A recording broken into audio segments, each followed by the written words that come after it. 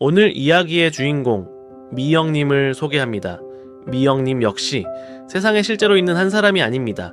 암 환우 카페에 올라온 수많은 글에서 가장 자주 되풀이되던 마음들을 모아 만든 우리 모두의 이야기입니다. 오늘은 환우 이야기의 마지막 편입니다. 그래서 조금은 이야기 그 자체에 대한 이야기를 해보려 합니다.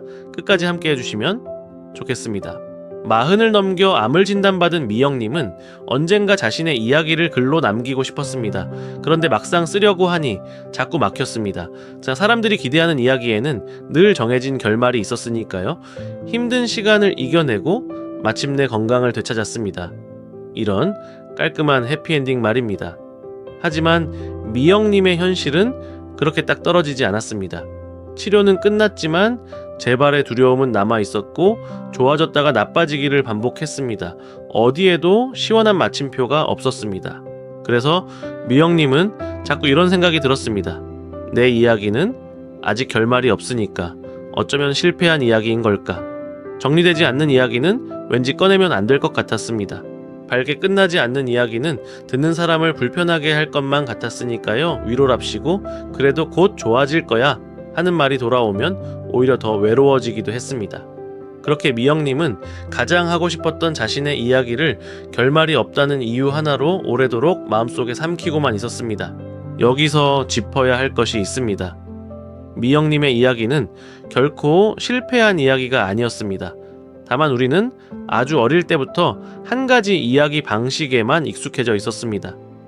아프면 반드시 이겨내고 회복해서 끝나야 한다는 방식, 그 틀에 맞지 않는 이야기는 마치 잘못된 이야기처럼 느껴지게 만드는 보이지 않는 문법이었습니다. 여기 이 문법을 정확히 파헤친 사람이 있습니다. 사회학자이자 그 자신이 암을 앓았던 아서 프랭크입니다.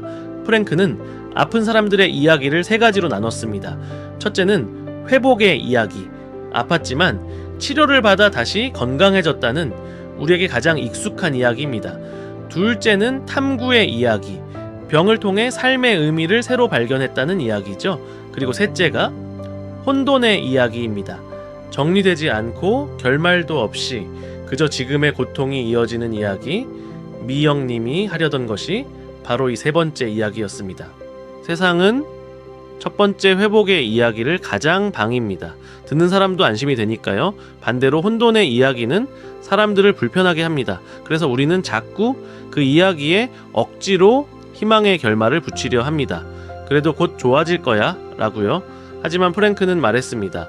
혼돈의 이야기는 결말을 붙여주는 것이 아니라 그냥 있는 그대로 들어주어야 하는 이야기라고.